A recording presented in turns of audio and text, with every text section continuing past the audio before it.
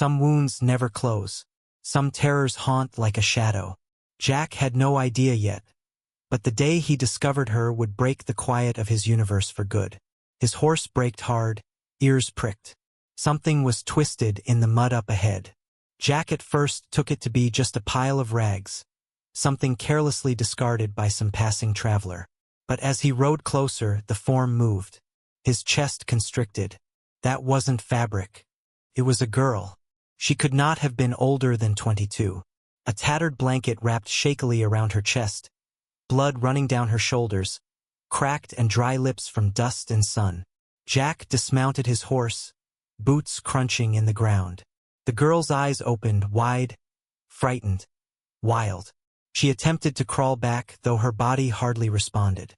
Then the whisper, frail, quaking, fractured, words that paralyzed Jack. "Please, don't send me back."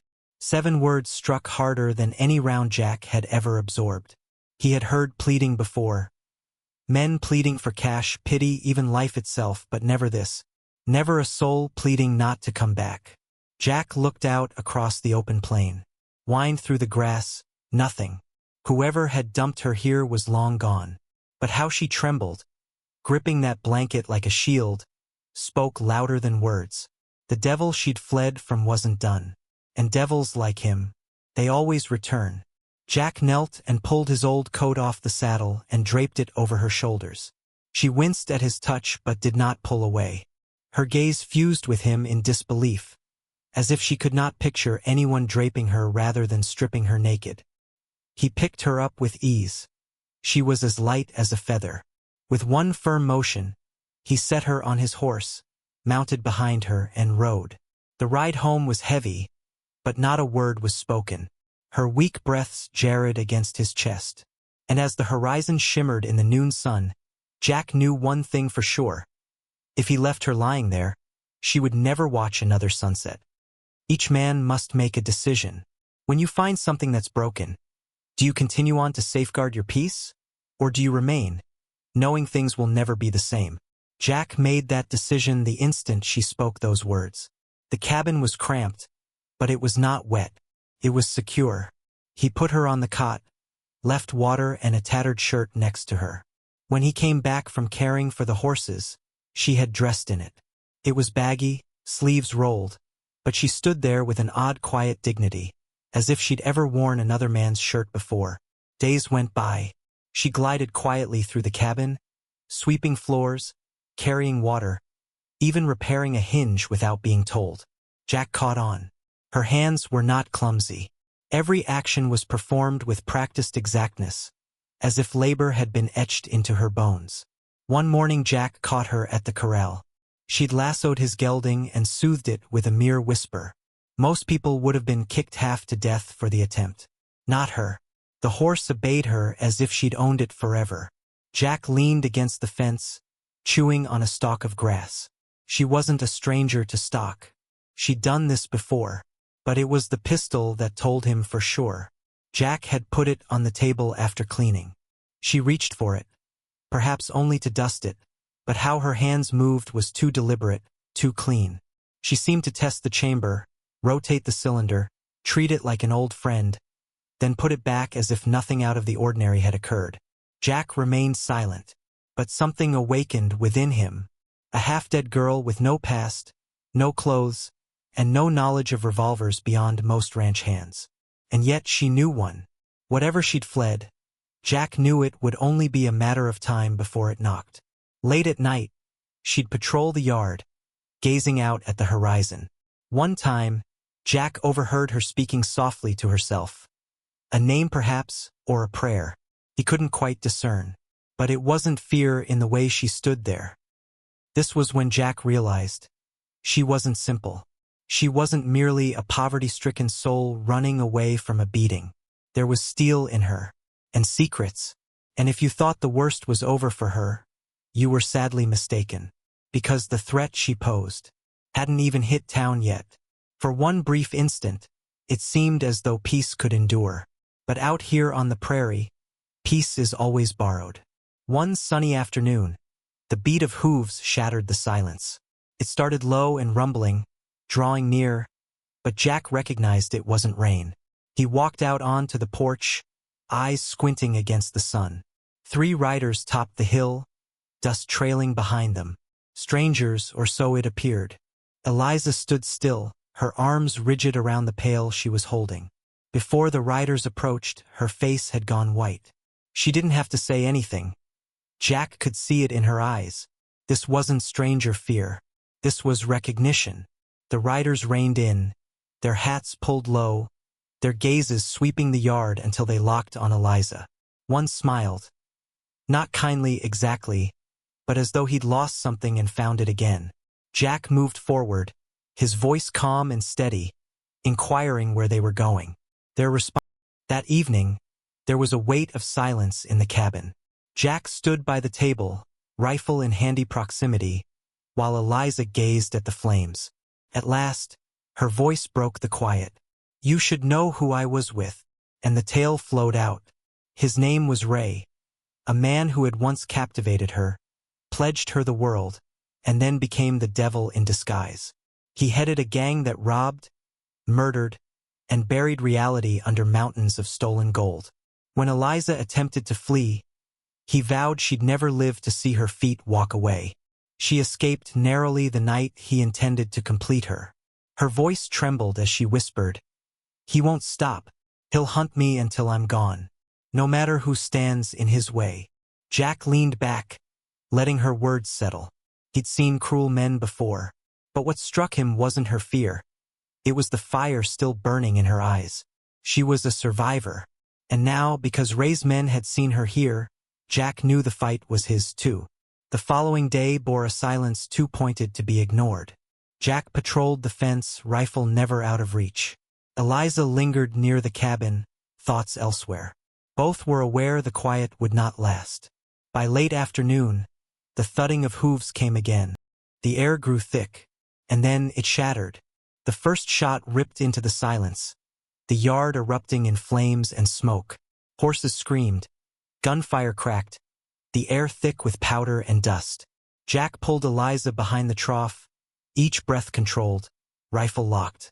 This was not a struggle for land or pride. This was survival. This was for her. Ray shouted commands, but his voice could not contain the fishers in his gang. 2 men aimed their guns, not at Jack but at Ray himself. Betrayal ripped the prairie wide open. Smoke burnt the air. Bodies hit the ground. One rider rode off into the horizon. Ray stumbled, blood seeping through his coat, eyes blazing with loathing as he fixed them on Eliza. He attempted to bring up his gun, but the strength left him. With one final oath, he fell into the earth. There were but 2 riders left, the same men who had betrayed him. Jack brought up his rifle, prepared for more. But one of them said flatly, "You never saw us, and we never saw you." The other nodded curtly. "Take the girl. Live your life. Ray's dead. That's enough." With no further word, they rode out across the open country, leaving the prairie so still. Sky, subscribe and ride with us, because out here, every scar tells another tale. For a moment, it seemed as if peace would endure. But out here, peace is a volatile thing, it never lasts. It was a bright afternoon when Jack first heard it. The distant thunder of hooves rolling over the open plain. It sounded like thunder, but then it got louder, sharper. He emerged out onto the porch, squinting against the sun. 3 riders on the ridge, their shapes slicing through the heat haze, dust kicking up behind them like warning. Within the yard, Eliza stopped cold. The bucket in her hands shook with her, water lapping against the lip. When the riders approached, her face was pale. She kept her head down, shrouded over her eyes, but Jack saw her shoulders. Tight, rigid, bracing. This wasn't startle at meeting strangers. This was recognition. The men rode slowly, hats low over their faces, their eyes surveying the land as if it were theirs. When they saw Eliza, one of them smiled. Not sweetly, no. It was a smile that said the man had just found something he'd lost, and was going to reclaim. Jack rested against the porch railing, his voice low but even as he inquired where they were going, whether they were only passing through. Their responses were brief, casual enough. but the air seemed thinned to the breaking point, like a rope ready to snap. When the riders finally prepared to depart, one hesitated a moment longer. His eyes passed over Eliza, slow and deliberate. Then he touched his hat with the same devilish smile. Jack didn't appreciate this grin. Eliza didn't either. As soon as they were out of sight, she let go of the bucket, water splashing over the earth. Her voice was breaking when she spoke loudly enough for Jack to catch her words. "They're his men. They've found me." And with those words, the reality struck like a bullet. Whoever she'd run from wasn't just a monster in her mind. He was flesh, blood, and cold determination. He was flesh, blood, and cold determination. His shadow was already on her tail. But here's the hook, those guys weren't the threat. They were merely scouts. What came after them would be blacker, uglier, and it was coming straight to Jack's doorstep. That evening, the cabin creaked, the air heavy with foreboding. Jack sat at the table, rifle within reach, while Eliza gazed into the flames, shadows dancing across her face. Hours ticked by before her silence was broken. Her voice was low, but shaking. "You should know who I was with." Jack waited, allowing her to speak. The words emerged in fragments, like rocks drawn from a well too deep. His name was Ray. He was all charm and good intentions once. But behind the mask, a devil. He commanded a group of thieves, murderers, and barriers of anyone who got in their way. When Eliza tried to escape, Ray swore she wouldn't live to regret it. He beat her, tied her down, and vowed that if she ever fled, he'd find her no matter what. Her voice was shaking as she barely whispered. "I fled the night he was about to do it, but he won't quit. Not until he drags me back, or buries me." Jack settled back, the heaviness of her tale descending into the quiet. He'd met hard men in his time, but it was the flames in her eyes that most jolted him. She was broken, sure, but she was also unbreakable. A survivor. Then followed the words that sealed Jack's destiny. "Now that his men have seen me here." She stopped. She didn't need to. Jack knew already. The cabin was not his anymore. Whatever lay ahead, he was bound to it now. And here's the truth. Stories like this don't end neatly. Not out here. If you're the kind of person who doesn't turn away when the truth gets ugly, stick with this story. Better yet, hit that subscribe because the man himself, Ray, is about to ride into the picture. Then followed the words that sealed Jack's destiny. "Now that his men have seen me here." She stopped. She didn't need to. Jack knew already. The cabin was not his anymore. Whatever lay ahead, he was bound to it now. And here's the truth. Stories like this don't end neatly. Not out here.